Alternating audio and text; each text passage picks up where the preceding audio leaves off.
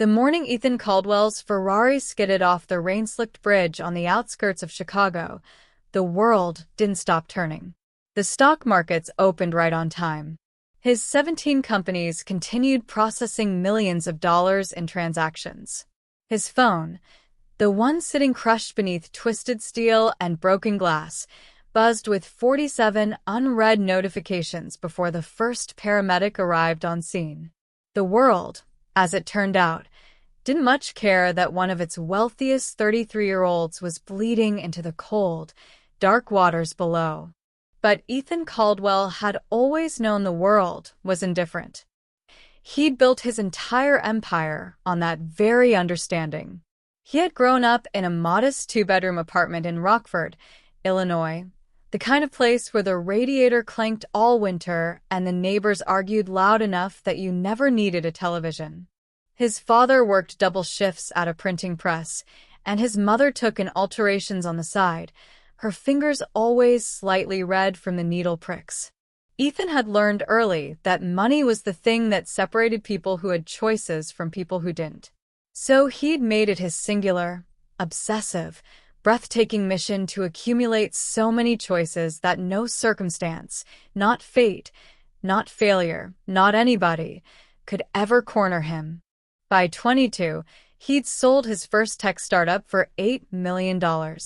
By 26, he'd parlayed that into a real estate portfolio spanning 6 states. By 30, he was on the cover of Forbes with a headline that read, "The Man Who Outran Every Obstacle." He had a penthouse in Chicago's Gold Coast neighborhood with floor-to-ceiling windows that looked out over Lake Michigan like a king surveying his kingdom. He had a personal chef, a private jet, a rotating roster of acquaintances he called friends because he never actually had the time to build anything deeper. What Ethan Caldwell did not have, and what he had never permitted himself to want, was softness. Softness was for people who could afford to be distracted. And he could not afford to be distracted. And then the rain came down on that Tuesday in March, and the Ferrari fishtailed at 70 miles an hour, and the guardrail gave way like it had simply decided it was too tired to hold on, and Ethan Caldwell, the man who outran every obstacle, went over the edge. He was pulled from the water by a passing trucker named Gerald who called 911 and then sat in the rain holding Ethan's hand and praying out loud because that was the only thing Gerald knew to do in moments like this. The paramedics arrived in 11 minutes. By then, the damage was done in the quiet, irreversible way that brain injuries announce themselves, not with drama, but with silence. Traumatic brain injury. The neurosurgeon at Northwestern Memorial Hospital told the woman who identified herself as Ethan's personal assistant because there was no one else to call. There was a sister in Seattle he hadn't spoken to in 4 years. A mother in a care facility in Rockford who had dementia and didn't always remember his name anymore. No girlfriend. No wife. No children. For a man who had spent a decade building an empire, the emergency contact section of his intake form was profoundly, heartbreakingly empty. The injury was significant, the doctors explained carefully. Swelling on the brain. They'd induced a medical coma to allow his system to stabilize, to give his brain the quiet it needed to begin, if it chose to, the long journey back. The prognosis was guarded. That was the word they used, guarded, which everyone in the room understood to mean that hope existed, but it was sitting in the corner of the room with its coat on, ready to leave at any moment. Days passed, then a week, then 2. The Chicago Tribune ran a small item, tech mogul Ethan Caldwell in critical condition following accident. His stocks dipped 3%. His board of directors convened an emergency meeting. His personal assistant, a capable and slightly terrified young woman named Sandra, began quietly coordinating with legal teams about power of attorney. Ethan lay in his private room on the 14th floor unmoving, unmarked except for the fading bruises and the white bandaging around his skull. Machines breathed softly beside him. Monitors drew their steady mountains and valleys across green screens. Nurses came in and out with practiced efficiency. Specialist after specialist was flown in: a neurosurgeon from Johns Hopkins, a neurologist from the Mayo Clinic, a rehabilitation physician from a pioneering facility in Switzerland.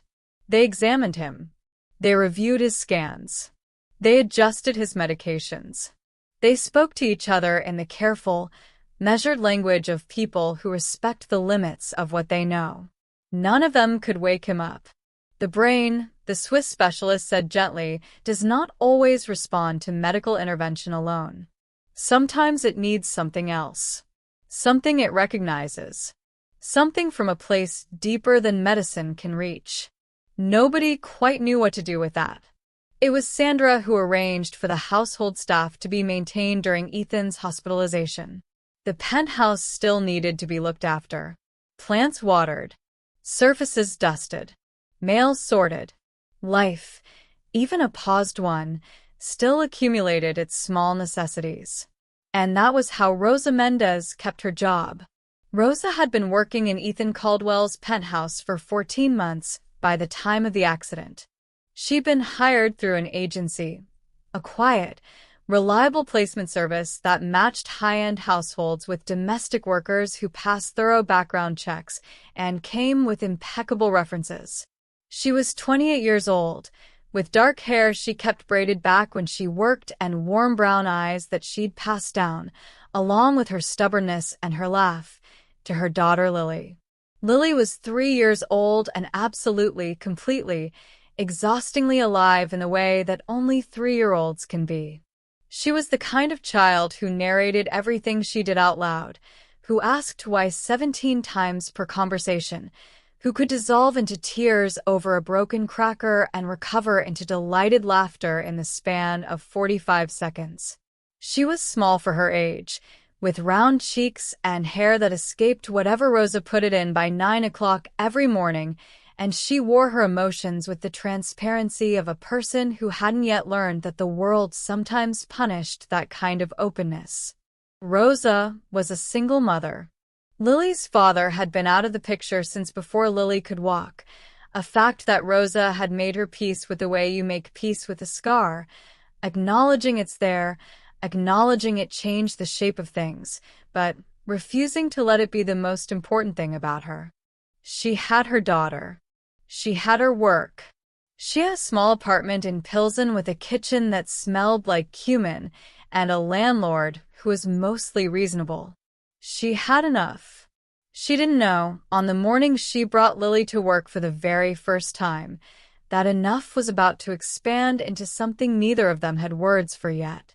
She didn't know that a small pair of shoes left in the wrong, or perhaps exactly the right, place would do what every brilliant doctor in the world had failed to do. She didn't know that her daughter was about to wake up a billionaire. To be continued in Section 2. Rosa Mendez had a philosophy about the homes she worked in, and it was this: you are here to care for the space, not to inhabit it. She had developed this philosophy not from coldness, but from professionalism, from the understanding that people who hired domestic workers were often hiring invisibility as much as they were hiring labor.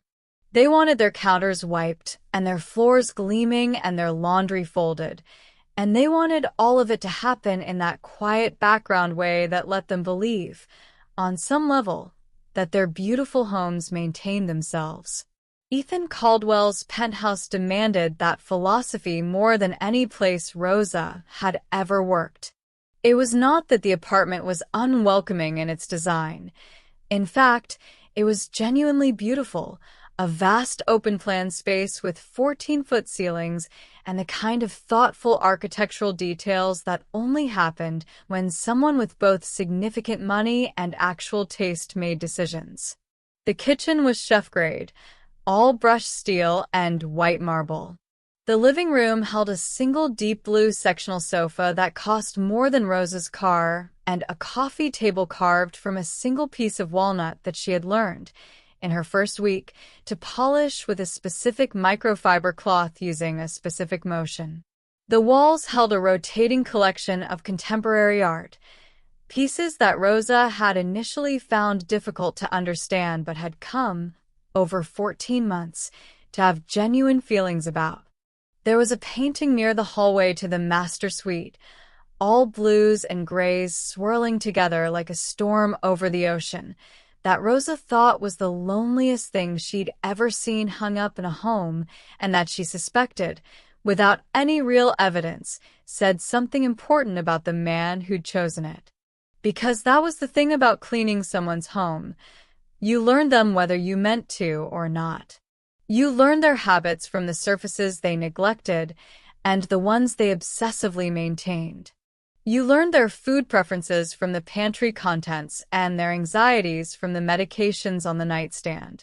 You learned the texture of their loneliness from the way a space intended for many people held evidence of only one. Ethan Caldwell, Rosa had concluded over 14 months, was one of the loneliest people she had ever not quite met. She had seen him in person exactly 4 times.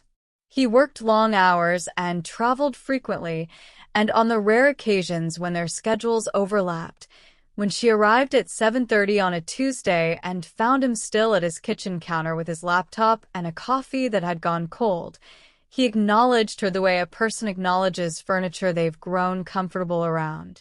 A brief nod. Sometimes a clipped, distracted morning. Once, memorably, he had looked up from his screen when she dropped a bottle of cleaning solution, and their eyes had met for a genuine moment, and he had looked at her with an expression of such raw, unguarded surprise, as though he had forgotten that other people were real, and she had just reminded him that Rosa had felt something tighten in her chest before he looked away, and the moment was gone. She had mentioned this to her best friend Cora over the phone that evening, and Cora had said, "Rosa, he's a billionaire. He's probably just never seen a mop before," and Rosa had laughed because Cora always knew how to puncture the poetry out of things, which was sometimes exactly what Rosa needed. Still, she'd thought about that look.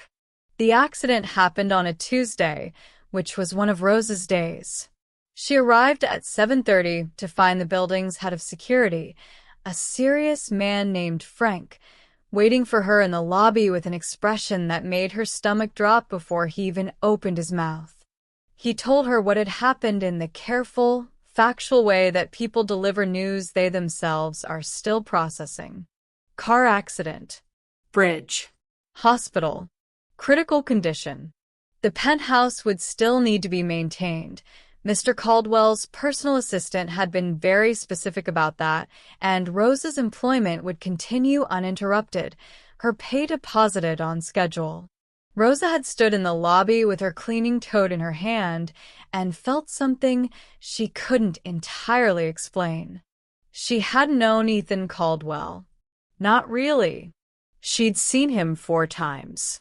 He'd never asked her name, though she supposed it was in some file somewhere. He was not a part of her life in any meaningful sense, and yet she had spent 14 months caring for the physical details of his existence, washing his coffee mugs, straightening his bookshelves, making his bed, and there was something about that intimacy, that one-sided closeness, that made the news land with unexpected weight. She thought about that painting in the hallway, the storm over the ocean, the loneliness of it. She hoped he came back. He did not come back. Not quickly. Not easily. The weeks stacked up. March became April. Rosa continued coming on Tuesdays and Fridays, moving through the silent penthouse with her careful routine, and the absence of him became its own kind of presence, more noticeable than he had ever been when he was actually there. She found herself talking sometimes, quietly, to the empty rooms. Not to him, specifically, just to the space. It felt less strange than she expected. The apartment, she had decided, needed to hear a voice. It was in early April that the childcare problem presented itself. Lily's daycare closed for a week, due to a burst pipe and the subsequent renovation that these things always seem to require. Cora, Rose's usual backup, was visiting family in Texas. The agency that placed Rosa explicitly prohibited bringing children to work sites, but Sandra, Ethan's assistant, who had become, in recent weeks, Rosa's primary point of contact regarding the penthouse. Sandra was overwhelmed and exhausted and managing 17 different crises simultaneously, and when Rosa called to ask what she should do, Sandra said, with the weariness of someone who has officially run out of bandwidth for rules, "Just please make sure the apartment gets cleaned, Rosa. Mr. Caldwell's board is coming for a walk-through Wednesday, and I need it to look lived in but pristine. I don't care how you make it happen." Rosa took that as the permission it probably wasn't, packed Lily's small backpack with her tablets and coloring books and approximately 47 toy animals, and brought her daughter to work. It was, she would later tell Cora, the most terrifying and also the most unexpectedly life-altering decision she'd ever made, standing in a parking garage at 7:15 in the morning. Lily, for her part, took one look at the penthouse, at the vast ceilings, the gleaming surfaces, the wide windows opening out over the blue sprawl of Lake Michigan, and said, with the certainty of a person who has found their natural habitat, "Mama, this is a castle." "It is not a castle," Rosa said, setting down her tote and immediately beginning her threat assessment of the space. "It is someone's home. A very important someone. And we're going to be very, very careful." "Okay," said Lily, which in 3-year-old means, "I will agree to your terms and then immediately do exactly what I want." Rosa had known this. She had known this and brought her anyway. That was love, she supposed, knowing the chaos that was coming and choosing it anyway because the alternative was worse. She had no idea just how profoundly right that instinct was. The hospital visit was Sandra's idea.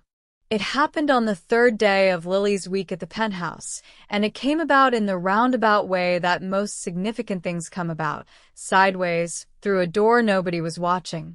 Sandra had called Rosa to let her know she'd be stopping by the penthouse to collect some documents from Ethan's home office, and when she arrived and found Lily sitting cross-legged on Ethan's walnut coffee table, not on the sofa, directly on the coffee table, arranging her collection of toy animals in what appeared to be a very deliberate formation, Sandra had stopped in the doorway and stared. "She's not scratching it," Rosa said immediately, already moving toward her daughter. "Lily, off the table, baby, come on." "She's fine," Sandra said, and her voice had cracked very slightly on those 2 words. She was 29 years old and had been working 90-hour weeks for 6 weeks straight and had not, Rosa realized watching her face, cried once in all that time. She was looking at Lily the way dehydrated people look at water. "What's her name?" "Lily." "Hi, Lily," Sandra said. Lily looked up from her animals. Rosa had come to understand, an extraordinary radar for adults who needed something from her. "Hi," she said. Then, "I'm making a hospital. This giraffe is the doctor." The silence that followed was the kind that has texture. "That's appropriate," Sandra said finally, and then she sat down on Ethan's very expensive sofa and pressed her fingers over her eyes and took 3 long breaths, while Rosa pretended to organize her cleaning supplies and gave her the privacy of not being watched. It was during that visit that Sandra, collecting herself and the documents and her professional composure, mentioned that the hospital allowed visitors. That the nurses actually encouraged it. Familiar voices, familiar presences, things that carried the sensory signature of a life worth returning to. "The neurologist said it again yesterday," Sandra said, standing in the doorway with a folder pressed to her chest. "He said Ethan needs something that medicine can't provide. I've had his playlist running in the room for 3 weeks. His college roommate flew in and talked to him for 2 hours about their freshman year. His sister came from Seattle. She paused. Nothing. Rosa didn't know why she said the next thing. It came out before she'd thought it through, the way the true things sometimes do. Has anyone brought anything small? Something that doesn't mean anything? Sometimes it's not the big things that reach people. Sometimes it's just something ordinary. Sandra looked at her for a long moment. What do you mean? Rosa wasn't entirely sure. She looked at Lily, who had climbed down from the coffee table and was now attempting to put her toy giraffe inside one of Rosa's cleaning gloves. I mean, when Lily is upset. Really upset. I can talk to her for an hour, I can explain things, I can play her favorite songs. But sometimes what pulls her back is just something small. Something real. The sound of her spoon on her bowl. The smell of her pajamas from the dryer. She shook her head. I don't know. Maybe that's a crazy thing to say. It's not crazy, Sandra said quietly. She called Rosa 2 days later and asked if she would be willing to visit the hospital. Rosa was quiet on the phone for a long time. I didn't know him, she said. I mean, I worked for him. But I didn't know him. I know, Sandra said. But honestly, at this point, that might be the point. Everyone who goes in there knew him. Everyone brings the weight of their history with him. Maybe, she stopped. Started again. Maybe he needs someone who knew his face but not his story. Someone neutral. Or maybe I'm exhausted and making no sense. You're making sense, Rosa said. There was a pause. Would you bring Lily? Rosa almost said no. The reflex was immediate and maternal and reasonable.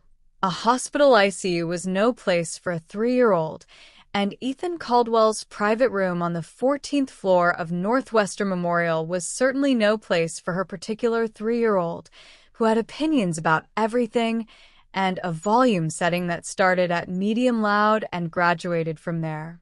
But then she thought about what she'd said, about the small things, the ordinary things.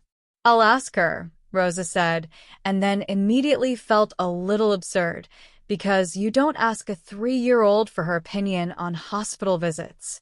Except that Rosa always asked Lily for her opinion on things, because Lily was a person and persons deserved to have their opinions solicited, even when they were 3. She asked Lily over dinner that night. Lily was eating pasta with her fingers because she'd decided forks were currently beneath her. There's a man who's asleep, Rosa said. He's sick and he can't wake up. Some people think if we visit him, maybe it might help him feel less alone. Lily considered this. Is he sad? I think maybe yes. Does he have toys? No. I'll bring him giraffe, Lily said, with the decisive generosity of someone who has never once worried whether their gifts would be received well. Gerald the giraffe was Lily's second favorite toy animal, which meant the sacrifice was meaningful, but not devastating. Rosa's heart performed a complicated maneuver in her chest. That's very kind, baby, she said. Okay. Lily returned to her pasta. Can I wear my new shoes? The new shoes were a pair of light-up sneakers, pink and silver, with a unicorn on each side, that Rosa had found on clearance at Target the previous weekend. They were Lily's most prized possession at present, a status that would likely last another 2 to 3 weeks before something else claimed the throne. They lit up blue and pink when she walked, which Lily demonstrated by marching back and forth across the kitchen approximately 40 times daily. Yes, Rosa said. You can wear your new shoes. What happened next was not planned. Rosa needed to be very clear about this afterward when people asked her, and many people asked her, whether she had somehow engineered what occurred in Ethan Caldwell's hospital room on that gray Thursday morning in late April. She had not. She could not have planned it. She wouldn't have known how. What happened was this. Lily, bored with waiting in the hallway while Rosa spoke quietly with the nurse, slipped her feet free of her unicorn shoes. She had recently mastered the Velcro on them, a skill she exercised frequently and at her own discretion, and padded forward into the room in her socks. Rosa, turning to follow her, found Lily standing beside the bed, her small head level with the mattress, looking at Ethan Caldwell with the uncomplicated, direct compassion of a child who hasn't yet learned to be afraid of other people's suffering. "Hi," Lily said to the sleeping man. "I brought you Giraffe." She placed the toy carefully on the bed beside his hand. Ethan did not move. Lily, undaunted, reached back toward the doorway where she had left her shoes, and knocked them over. Both shoes tumbled against each other, and as they hit the floor, they activated. The impact triggered the lights. The two little unicorn sneakers lit up bright pink and blue against the white hospital floor, blinking in cheerful, ridiculous, completely ordinary sequence. The monitor above the bed registered the change 3 seconds before anyone in the room noticed. A flicker, an uptick, the neural pattern shifting from its weeks-long flatline of deep unconsciousness into something different, something that the nurse beside the door would describe later to 3 separate doctors as like watching a tide come in. And then Ethan Caldwell, who had not moved in 31 days, turned his head. The neurologist on call was a steady, experienced woman named Dr. Patricia Osei, who had been practicing medicine for 22 years and who had learned, over the course of those 22 years, to never use the word miracle in a clinical context. She used words like unexpected recovery and remarkable neural response, and outcome that fell outside our projected parameters. She was rigorous and precise and deeply, genuinely good at her job. When they called her to Ethan Caldwell's room that Thursday morning, she arrived in 4 minutes and stood for a long moment looking at the monitors and then at the man in the bed, at the small movements, the flickering eyelids, the slight but unmistakable tension returning to a face that had been slack and absent for 31 days, and she said, very quietly, to no one in particular, "Well, just that." Well, 22 years of clinical vocabulary, and that was what the moment produced. Rosa was standing against the wall with Lily pressed against her legs, both of them very still. The way you go still when something is happening that you understand in your bones is bigger than you. The light-up shoes were still on the floor where they'd fallen, no longer blinking, just sitting there in their ordinary pink and silver cheerfulness, completely unaware of what they had apparently done. The nurse was speaking quietly into her phone, calling for additional support, her voice professionally contained. Sandra, who had been sitting in the hallway when Rosa and Lily arrived and who had followed them in. "Just for a minute. I just need to see him today. I don't know why." Sandra had both hands pressed over her mouth and was very carefully not making any sound. Ethan's eyelids moved again. Fluttered. Rosa could see the effort of it from across the room, the immense, laborious, mountain-climbing effort of a consciousness trying to claw its way back from a very great distance. And then his eyes opened. Not fully. Not with any Hollywood clarity or sudden recognition. They open the way eyes open when the person behind them is still finding their way back, halfway, unfocused, the pupils slow to respond to the light. But open. Unmistakably, undeniably open. Dr. Osei was beside him in an instant, her penlight out, her voice measured and calm and warm in the way that good doctors' voices are warm, professional warmth, practiced warmth, but genuine underneath it. "Mr. Caldwell, I'm Dr. Osei. You're at Northwestern Memorial Hospital. You've been in a coma following an accident. Can you hear me?" The eyes moved. Not toward her. They moved toward the floor. Toward the shoes. Rosa's breath caught. Lily, who had been very impressively quiet for approximately 4 minutes, an unprecedented personal record, chose this moment to whisper, in the carrying way that toddler whispers always are, a whisper that filled the entire room. "Mama." His eyes opened. The shoes woke him up. "Sho, baby," Rosa breathed. But Dr. Osei, to her eternal credit, looked over at the two of them against the wall, and then at the shoes on the floor, and her expression did something complicated and precise. She looked back at Ethan. His eyes had tracked slowly from the floor, from the place where the light had been, to the corner of the room where Rosa and Lily stood. He was looking at Lily. The unfocused, blurry, 31 days gone gaze of a man whose brain was rebooting from the most fundamental level, and he was looking at this small child with her escaped hair and her sock feet and her 3-year-old's absolute certainty that she was exactly where she was supposed to be. Lily looked back at him. "Hi," she said. "I'm Lily. I brought Giraffe." The next hours were controlled chaos of the medical variety, the kind of chaos that looks, from the outside, like calm efficiency but contains within it an enormous amount of very fast thinking and decision-making. More doctors arrived. Assessments were made. Scans were ordered. Ethan was responding to stimuli, tracking movement, beginning the laborious process of reconnecting with his own body, his own senses, his own name. He could not speak yet. The throat, the lungs, the whole complex machinery of language, it was all coming back online slowly, like a vast system rebooting in careful sequence. But his eyes continued to move, to track.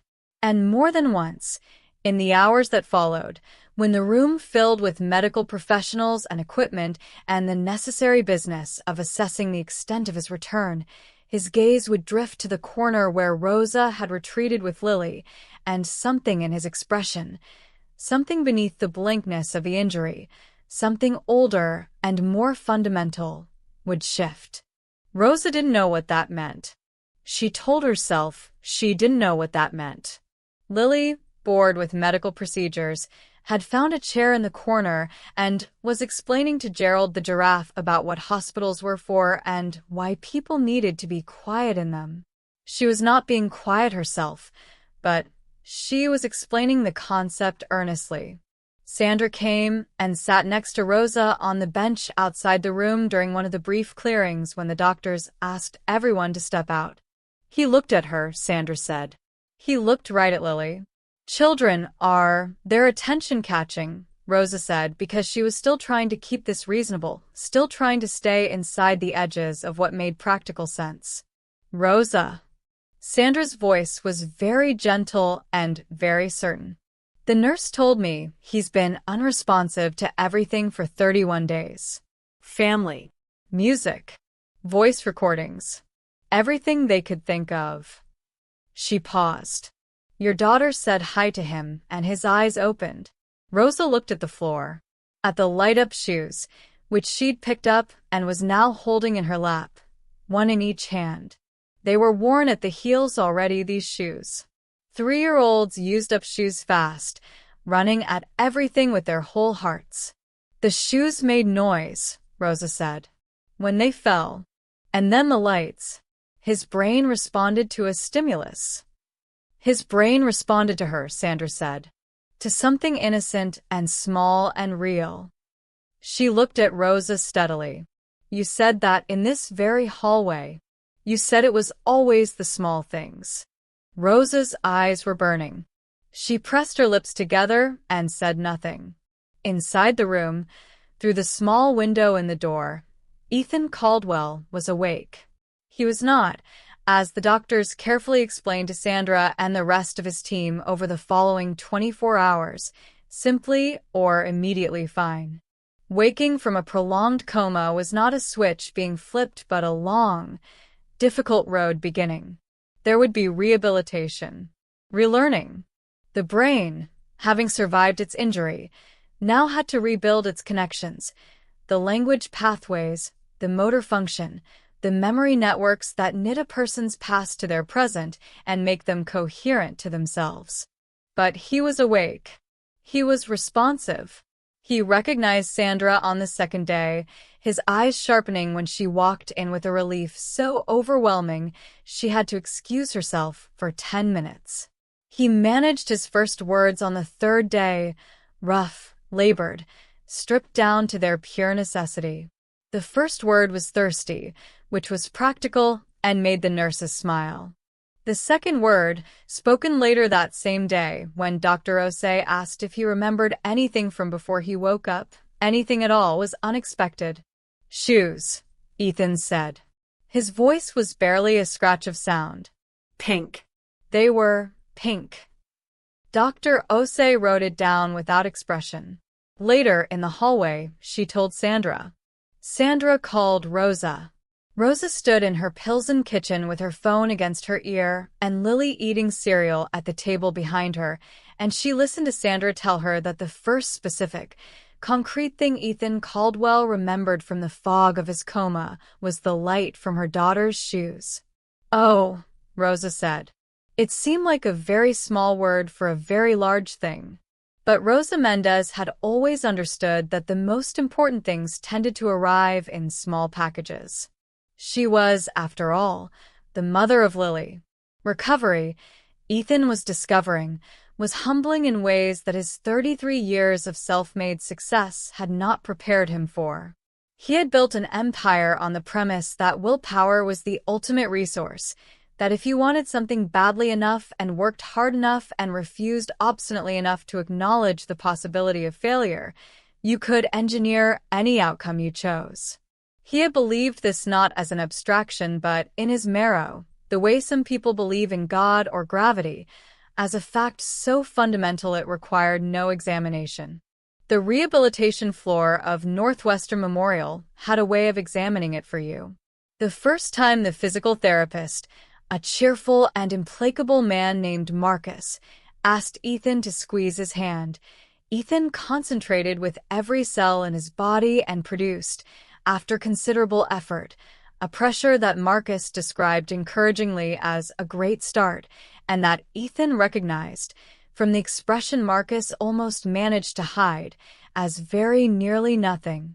The second time the speech therapist asked him to name the object she was holding, a simple red apple.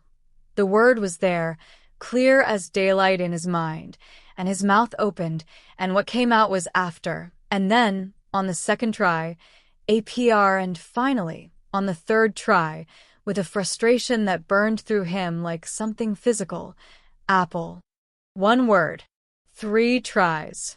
Once upon a time, he had addressed a 1,000-person conference with 50 minutes of unrehearsed, precise, compelling speech. He lay in the dark after those early sessions and confronted, very alone and very quietly, something he had never confronted before in his life, the genuine possibility that he could not fix this by wanting it hard enough. That his brain, his most prized instrument, the engine of everything he'd built, had sustained damage that healing would measure in months, not in willpower. It was the most frightening thing he'd ever experienced. It was also, though he would not understand this until much later, the most important. Rosa and Lily came back on a Saturday, 2 weeks after the morning the shoes had fallen. It had been Sandra's suggestion, approved, to everyone's surprise, including Sandra's, by the patient himself. Ethan had, in one of his clearer moments, asked Sandra about the woman and the child. It took considerable effort and 2 rest breaks to get the question out, but he got it out.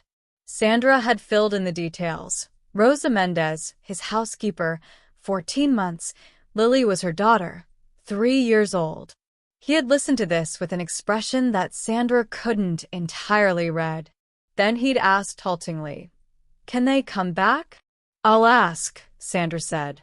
Rosa had agreed with a mixture of willingness and uncertainty that Cora, on the phone, dissected with great enthusiasm. "You like him," Cora said. "I've met him once," Rosa said, "when he was unconscious. I stand by my statement." "Cora." "Rosa. He asked for you.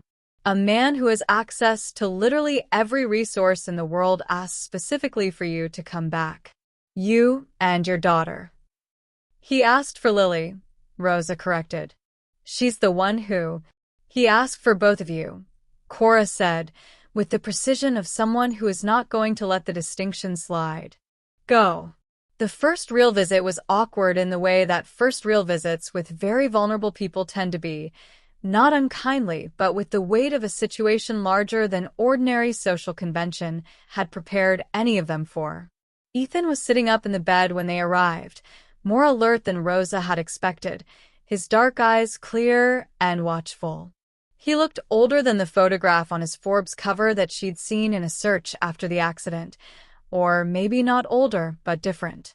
The scaffolding was the same, the sharp jaw, and the eyes that seemed calibrated to notice things, but something in his face had opened. The accident, or the coma, or the weeks of rebuilding had done something to the expression he'd been wearing, had loosened it, made him, paradoxically, more present. He looked at Rosa first. She said, "Hello, Mr. Caldwell. I'm Rosa. I work at—" "I know," he said. The words still came with deliberate care, each one placed. "Rosa. Yes." He looked at Lily. And something in his face did the thing it had done in the hazy opening of his eyes weeks ago. Something underneath the surface shifted, like light moving on water. Lily looked at him with complete directness. "You're awake now," she informed him. "I am," he agreed. The words were slow, but the eyes were warm. Warmer, Rosa thought, than anything she'd seen in 14 months of working in his home. "I left Giraffe," Lily said. She scanned the room until she located Gerald on the windowsill, where a thoughtful nurse had placed him. "Oh, there he is. He's been keeping you company." "Thank you," Ethan said. And then, very carefully, his face doing something she recognized as a smile even through its effortfulness, "For Giraffe." Lily walked over to the chair beside his bed, the chair Rosa had nervously opened her mouth to redirect her away from, and climbed into it with the confidence of a person who sees no relevant obstacles, and settled in. "I can tell you a story if you want," she offered. "I know lots of stories. I know the one about the princess who has a dragon that's actually nice, but everyone thinks it's mean." "Lily," Rosa started. "I want that one," Ethan said. Rosa closed her mouth. Lily told him the story. It took 11 minutes, and went in several directions that defied conventional narrative structure, and included a subplot about a talking turnip that appeared to have no connection to anything else, and was never resolved. Ethan listened to the whole thing. His eyes didn't leave Lily's face. When she finished, he said, "The turnip, what happened to it?" Lily looked at him with the expression of someone who finds such questions slightly beside the point. "It was fine," she said. "Turnips are always fine." "Of course," Ethan said gravely. And then he looked up at Rosa, over Lily's head, across the room, and his expression held something that Rosa recognized, suddenly and with a physical certainty, as the look she had seen in his kitchen on that one morning, multiplied by every week of silence and near loss and the strange radical openness of a person who has come back from somewhere very far away. It was the look of a man who had been reminded that other people were real, who was this time determined not to look away. The weeks that followed were a careful, slow, extraordinary unfolding. Rosa came Tuesdays and Saturdays, always with Lily, who had decided she was Ethan's designated story person and took the role seriously, arriving each week with a new narrative that she had apparently been developing throughout the intervening days. Ethan's speech improved in those weeks faster than it had improved in any corresponding period, which Dr. Osei noted in his chart with a precise and carefully neutral notation that nonetheless, Rosa suspected, contained within it a small private acknowledgement that the talking turnip might have had something to do with it. He asked Rosa questions on those visits. Slowly, carefully, building the architecture of a conversation in the deliberate way that his recovery required. He asked about Pilsen. He had never spent time there, and her description of the neighborhood, its color and noise and the way the Ticarius smelled on a Sunday morning, seemed to genuinely fascinate him. He asked about her family, She told him about her mother in Guadalajara, her brother who was a mechanic in Aurora, the aunt who had first brought the family north and who was now 81 and still gardening. He asked about Lily, what she liked, what she was afraid of, what she wanted to be, and Rosa had laughed and said Lily currently wanted to be a giraffe veterinarian princess, and the laugh surprised him, or her laugh surprised him, or perhaps he was just surprised by the fact that the room could contain laughter at all. He told her things too on those visits. Haltingly at first, working around the words that still sometimes escaped him, accepting Rosa's patient, unself-conscious help when they did. The word is rivalry. She'd offer quietly, and he'd nod and continue, and then more freely as the weeks progressed. He told her about Rockford, about his parents, about the feeling as a child of scarcity, not just of money but of safety, of certainty, of the sense that the ground beneath you is solid. He told her how that feeling had driven him for 20 years and how he hadn't, until he was lying in a hospital bed with a 3-year-old telling him about a turnip, understood the difference between running away from something and running toward it.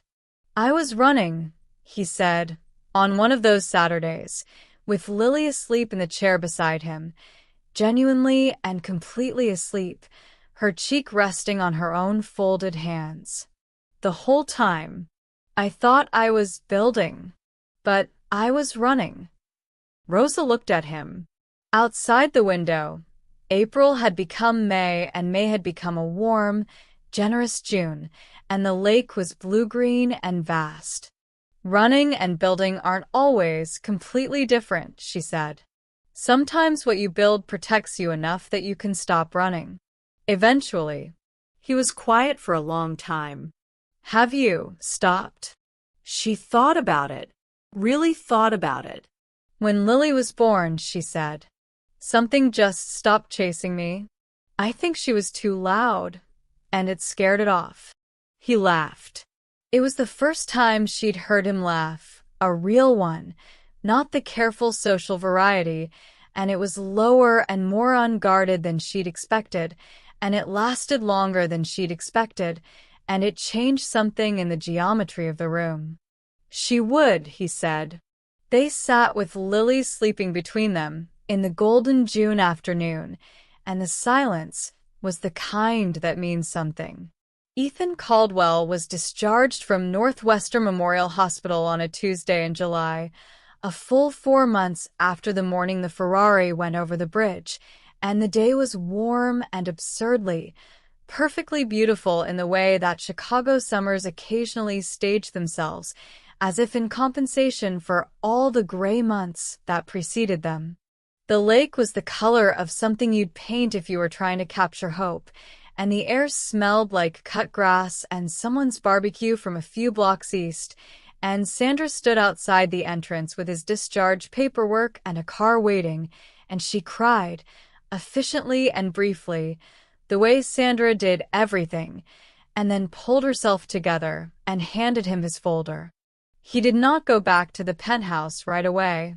He went to a rehabilitation facility on the North Shore for 6 more weeks, continued work on the motor function in his left hand, continued speech therapy that had, by this point, returned his language to something close to its former fluency. He worked hard in those 6 weeks with a particular quality of effort that had defined him all his life, except that it was different now. It was not the grinding, flinching effort of a man trying to outrun something. It was patient, directed. A man learning to trust the process because he had already been to the place where the process doesn't reach, and he knew now, in his blood and bones, that there were things more fundamental than speed. He had visitors during those weeks. Sandra, regularly. Marcus, his physical therapist from the hospital, who had become something close to a friend. His sister from Seattle came for a long weekend, and they talked, really talked, the kind of talking that requires years of not talking to have accumulated first, and she left on Sunday afternoon with her eyes red, but her shoulders straighter. His mother in Rockford was in one of her clearer periods, and he arranged a call, and she remembered him, And he sat for a long time after with his hand over his eyes in the particular posture of a grief that is also gratitude. And Rosa and Lily came on Saturdays. It was during those North Shore Saturdays that the shape of something became visible. Not all at once. Not with any declarations or dramatic articulation, but with the accumulating, quiet certainty of a thing that has been true for some time and is only now being acknowledged by the people inside it. Lily had taken to arriving with a drawing she had made specifically for him during the week. The drawings were not, artistically speaking, representational in any conventional sense. There was one that was supposed to be a lion but bore a stronger resemblance to a thunderstorm, and there was one labeled, Ethan and Lily and Mama, in Rosa's careful printed letters that depicted 3 figures of notably different heights arranged in a line, the medium-sized one in the middle wearing what appeared to be a crown, which Lily explained was because Rosa was a queen whether she knew it or not. Ethan had these drawings pinned to the board above his desk in the rehabilitation facility. They were the first things that went up and the last things he took down when he left. Rosa brought food on those Saturdays. She had started cooking for him, not asked to, not compensated for it, just doing it the way she did the things that mattered to her, directly, without ceremony, because the thing needed doing and she was there. She brought tamales from her aunt's recipe, and rice cooked the specific way her mother had taught her, and once, memorably, a whole pot of pozole that she carried on the train and that perfumed the entire facility with such extraordinary warmth that 3 other residents came to find the source. Ethan ate everything she brought with an attention that was close to reverence, the attention of a man who had eaten in Michelin-starred restaurants across 8 countries and was only now, in this place, understanding what food could actually mean. This, he said once about the pozole, is the best thing I have ever eaten. That's because you're eating it here, Rosa said. With company. He looked at her over the bowl. Yes, he said. That's it exactly. He went back to his work in careful stages, beginning in September, when he was home in the penthouse, and his cognition had returned to something he trusted. He didn't throw himself back in the way the old Ethan would have, the way his board had been nervously expecting, the way several of his executives had quietly hoped, the way the machine of his empire seemed to be waiting for, coiled. Instead, he sat at his kitchen counter on a Monday morning with his coffee and his laptop, and he began methodically reviewing everything with the precise but unhurried attention of a man who has understood, at a cellular level, that urgency and importance are not the same thing. He made changes.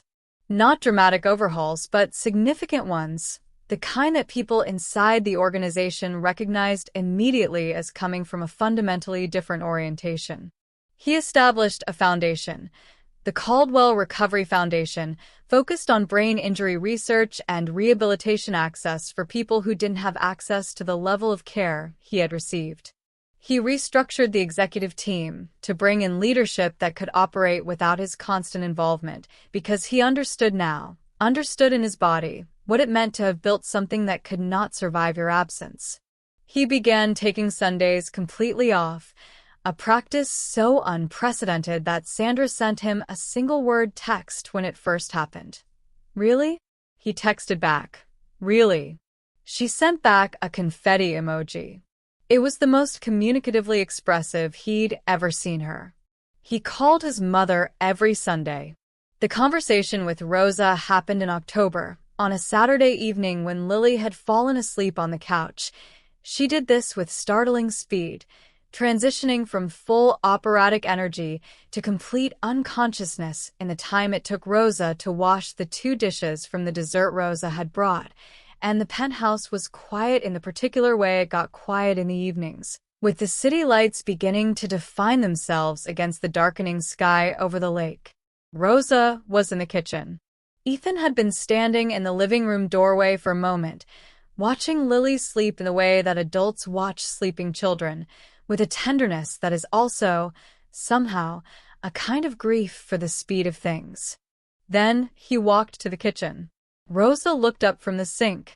"I need to say something," he said, "and I'm going to say it plainly because I've learned that not saying the things that need saying is expensive." She dried her hands on the towel, waited. Her heart was doing something complicated. "I know that the circumstances are unusual," he said carefully. "I know that you worked here, that there is a strangeness to all of this. And I know that a reasonable person might think that what I'm about to say is too much, too fast, too strange." He paused. "But I also know that 31 days in a coma and 4 months of rebuilding yourself from the floor up gives you a fairly efficient relationship with what actually matters." "Ethan, let me finish," he said gently. "Please." She nodded. "You and Lily came into this apartment for 14 months, and I barely saw you," he said. "And then your daughter said hi to me, and her shoes fell on the floor and made light, and I came back. And I've thought about this a great deal. I don't think it was the light exactly. I think it was what the light came from. Something small and real, and..." He searched for the word, and she saw him searching, and it was no longer something she was careful with, but just something she understood. "And alive. She is so completely, entirely alive. And so are you." Rosa's throat was very tight. "I'm not asking you for anything you don't want to give," he said. "I'm not asking you to be anything other than whatever you are. I'm asking if you'd be willing to let this be something. Not an arrangement. Not an obligation. Something real." He met her eyes, and the eyes that had looked out over Lake Michigan for a decade like a king surveying his kingdom were looking at her now like a person looking at a person, open, uncertain, and entirely present. "You and Lily. You've already changed my life completely. I'd like the chance to begin to be worthy of that." Rosa looked at him for a long time. Then she said, "Lily is going to want to redecorate." Something unlocked in his face. "I counted on it. She's going to put stickers on the walnut table. It needed something. She'll leave toys everywhere." "The giraffe is already on my desk," he said. "It's been there since I got home. I didn't move it." Rosa looked at him, this man who had been rebuilt from the inside out by 31 days of silence and one small girl's cheerful, uncomplicated compassion, and she felt something she had not let herself feel in a very long time, the particular safety of being seen by someone who has earned the seeing. "Okay," she said. "Okay." What followed was not a fairy tale in the way fairy tales are usually told, without mess or difficulty or the ordinary complications of two people with real histories learning to build something together. There were awkward moments and careful conversations, and the specific challenge of introducing a 3-year-old to the concept of change with the honesty that 3-year-olds both require and can, surprisingly, handle better than adults expect. Lily, when Rosa explained that Ethan was going to become more important to them, that they were going to spend more time with him, that things were going to change in ways that were good, had listened with the serious attention she brought to important matters and then said, "Does that mean we live in the castle?" "Maybe one day," Rosa said carefully. Lily considered this. "Gerald can have his own room," she said. "We'll discuss it," Rosa said. "Okay," said Lily. "I think Ethan will be a good dad." Rosa had not used that word. She had been very careful not to use that word. "He's not," she started. "He listens to all my stories," Lily said, with the certainty of a person who has established her most fundamental criterion. "Even the parts that don't make sense. That's a dad." Rosa sat with that for a long time. On a December evening, with snow coming down soft and thick over the city and the lake frozen at its edges and the penthouse lit warm against the dark, Ethan sat on the floor of what had been his pristine living room and was now a landscape of considerable Lily-generated disorder, toy animals arranged in a complex societal structure across the coffee table. 2 drawings taped directly to the wall. A small plastic castle positioned with great intentionality in front of the window so that it appeared, to Lily's satisfaction, to be overlooking a kingdom of snow, and he read a story aloud to Lily, who was lying on her stomach with her chin in her hands and her light-up shoes still on despite it being well past the point where Rosa had mentioned shoes should probably come off. Rosa sat on the sofa above them, her feet tucked under her tea warm in her hands, watching the man who had been woken by the light from those same shoes read a story about a dragon that was actually nice in a voice that was patient and warm and had come back from very far away. Lily's eyes were drooping.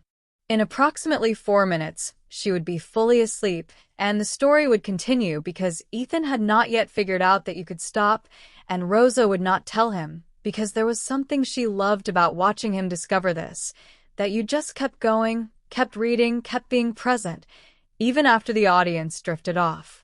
That the point had never entirely been the audience. The shoes on Lily's feet blinked softly as she shifted, catching some angle of the lamp, sending pink and blue light dancing briefly across the ceiling. Ethan looked up at the light. Then he looked at Rosa. She looked back.